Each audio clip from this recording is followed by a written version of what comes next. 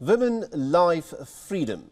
This was the chant that echoed the pain, the revolution and also feminism in Iran. Now this, remember, was the chant that the men and women of Iran echoed to get their voices heard. And now Iran is marking 1 year since the death of Mahsa Amini.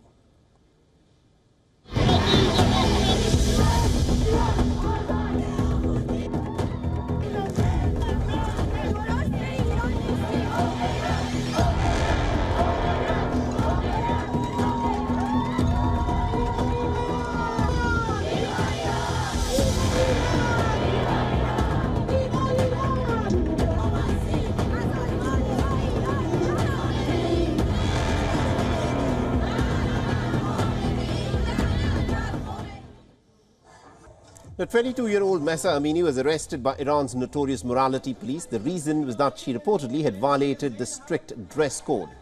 A dress code that, remember, has been forced upon the Iranian women by the authorities. Now, a whole year has passed. The Mahsa Amini died in police custody shortly after she was detained on the 13th of September, as she succumbed to injuries that were caused during her detention. Her family claims that she died from a blow on her head. The anger over her death rapidly expanded into unprecedented protests across Tehran. Women in huge numbers, in fact, took to the streets, ripping off their headscarves and also cutting their hair in public in protest, in an open challenge to Iran's government under the Supreme Leader Ayatollah Ali Khamenei. The demonstrations garnered support from around the world. The protests, of course, were cracked down upon with violence and force.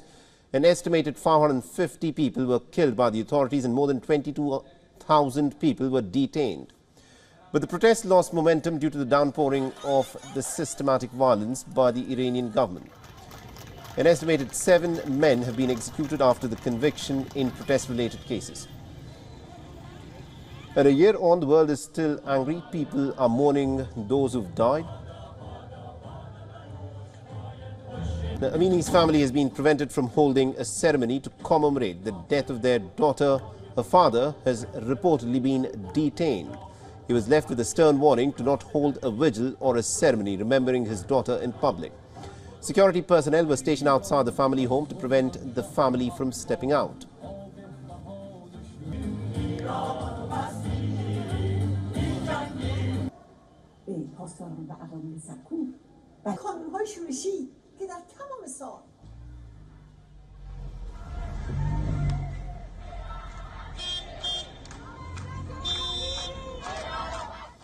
But this did not stop sporadic protests across the nation despite heavy security.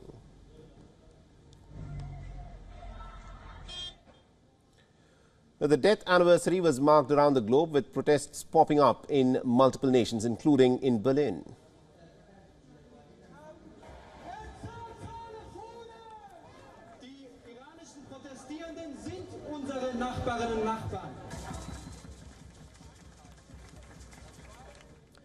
And in London, men and women stood in solidarity with those who suffered as the Iranian government, of course, trampled down on the protest. The Iranian authorities have tried their very best and have managed to a large extent to keep their chokehold on dissent within their nation. But these are protests that are happening in different cities across the world, predominantly by the Iranian diaspora. Now remember, the protests last year had also resulted in the death of quite a few security personnel as well, whose families were personally visited by the Iranian President Ibrahim Raisi. Raisi has been holding meetings during a visit to the northern city of Mashhad, and women across the globe are struggling to have and also to keep their basic rights. Now, what to wear, where to go and who to go with, who not to go with are issues that individuals must decide on their own. But here it appears that the governments have and want to have a say in the clothing that women wear.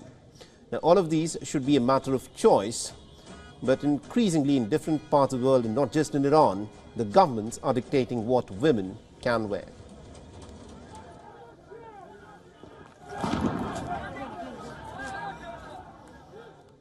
WION is now available in your country. Download the app now and get all the news on the move.